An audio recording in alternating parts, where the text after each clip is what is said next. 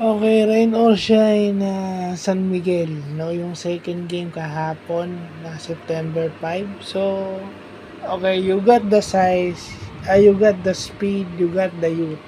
But the most difficult thing is to deal with size. Size with talent, okay? How could you stop, how could you stop a team with the double post threats? How could you stop a guy, how could you stop a team that is a very good with players that can play the pick and roll or the ball screen offense very well. Napakadami. Diba, napakaraming players yung pwedeng tumira outside. Paano mo lalabanan yung mga guardiang shooter sa 4-point range, 3-point range, including the import. Hindi mo tatalunin yung team na may double post threat with height, size, and talent. Okay, sumasabay yung rain or shine, but ang tumalo sa kanila is yung 8-time MVP. Huwag na tayo mag-focus to na marami pa kayong dahilan na hinahanapan nyo ng botas na dahil ganyan. Kung talagang talo. Unang-una, it's obvious. Alam yung nandun si Fajardo, di ba? Alam yung nandun si Junmar sa loob. Endgame. So, nung inimboard ni Jordan Adams yung bola, natanggap ni CJ Perez, ano ba yung binigay na pasa ni CJ Perez papunta kay Junmar? Forward pass. So, yun man lang dapat pinahirapan yung si CJ. Si CJ nakita si Junmar libre. Ginawa ni Junmar, sinalo lang yung bola. Tapos tumira. Shooter's bounce.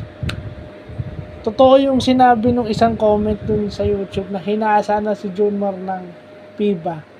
Okay? Nagbunga na yung pagpapractice ng 3-point shot.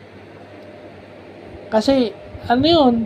Naalala ko nung finals, di ba yung kalaban nila yung Meralco? Muntik-muntikan pa yung Meralco. 3-point shot ni Junmar. Oh. Pero this time, di ba dapat panalo na yung rain or shine with the 4 free throws by Felix Lameti. Pero bakit yung pinabaya ang open si Junmar doon at makita siya ni CJ Perez with the forward pass? Sana na-intercept nyo na yun o pinahirapan nyo man lang pressure nyo na si CJ. I think yun yung name of the game. Dapat ang San Miguel pick up 94 feet. Dinidelay nyo yung offense para maubos yung shot clock. Kasi pag hinayaan nyo yung San Miguel on a half-court game, mahihirapan kayo. Although may offense kayo to contend with, pero yung size ng San Miguel is napaka-enormous para sa inyo. You don't expect Aaron Fuller to help you all the time. And dapat gang rebounding na yung ginagawa nyo kasi lugi na kayo sa size ng San Miguel. Long shot, long rebound. Kaso ang problema, lahat ng long shot ng San Miguel pumapasok. So wala kang chance ang rebound. How could you cover players? Diba? Makakita lang ng screen yung player ng San Miguel, tumitira. Nawawala yung depensa kasi nagiging pag brush screen na yung ginagawa, yung tira ni Terence Romeo, brush screen lang ata yun . Nakakita lang si Terence ng screen, open na siya agad, tumira, pumapasok.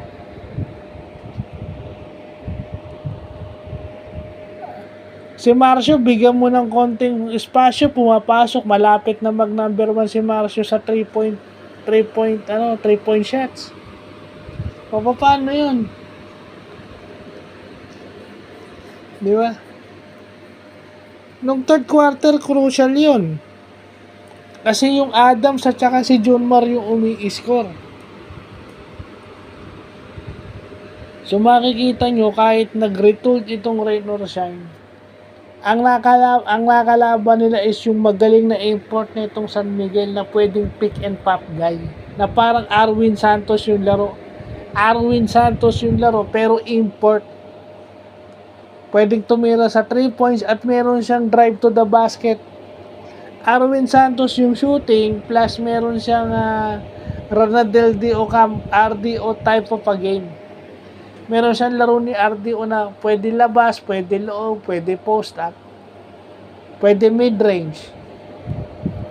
Diba? Okay. Yung tinira ni John Mar, mid-range yun. Nanalo yung San Miguel by that shot by John Mar. So, hindi necessarily pag hindi ka tumitira sa 3 points, hindi ka shooter. Ang hirap kasi sa mga batang to na walang nakikita before. Di ba? So, yun lang. May mga technicalities ng basketball. Unang-una, hindi lang size. Hindi lang yung lalim ng lineup. But yung half-court game ng San Miguel is just a dangerous. Kasi San Miguel, pwede pass break, pwede fast break, pwede half-court. Diba? So, kailangan talaga ball pressure, ball denial. Kumbaga, inbound pa lang.